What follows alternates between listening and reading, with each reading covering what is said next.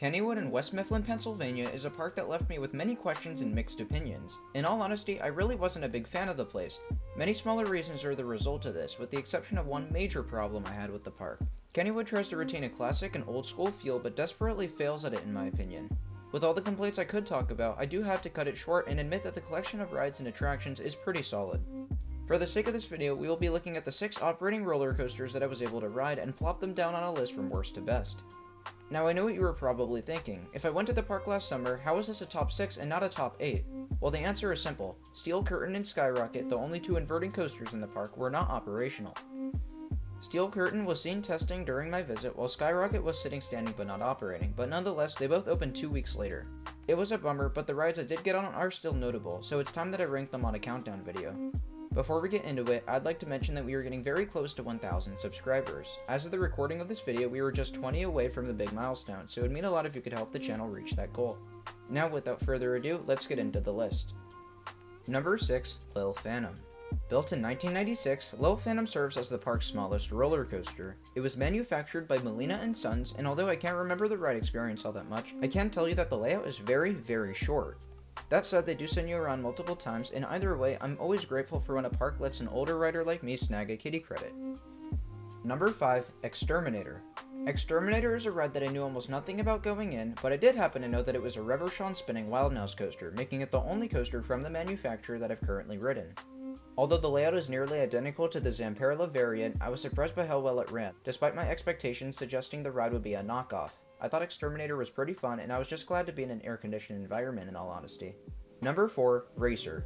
Kennywood is known for their 3 classic wood coasters, all from the 1920s. Despite their old age, it's impressive how well they've been able to maintain them all, and also that they all complement each other as well as they do.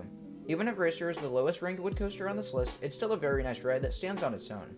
As said in the name, Racer is a racing coaster, but even better is a Mobius loop, making it extremely unique.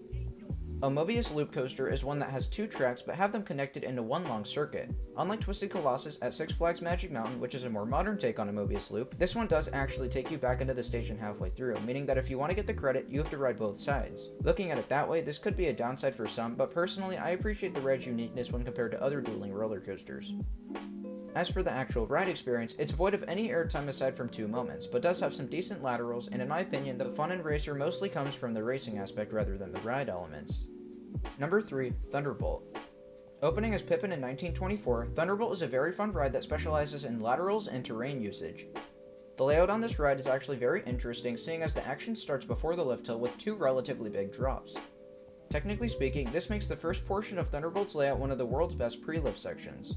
After this, you climb up a lift hill and down another drop, which takes riders into unbanked track. This mess of track is lateral heaven, and with the ride's old age, you'd think it'd be pretty uncomfortable, but as I said before, Kennywood maintains their wood coasters very well, and this one is no exception at all.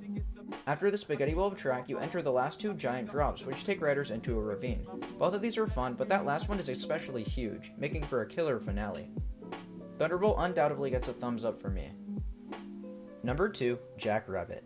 Jackrabbit was built way back in 1920 and is the oldest roller coaster I have ever ridden.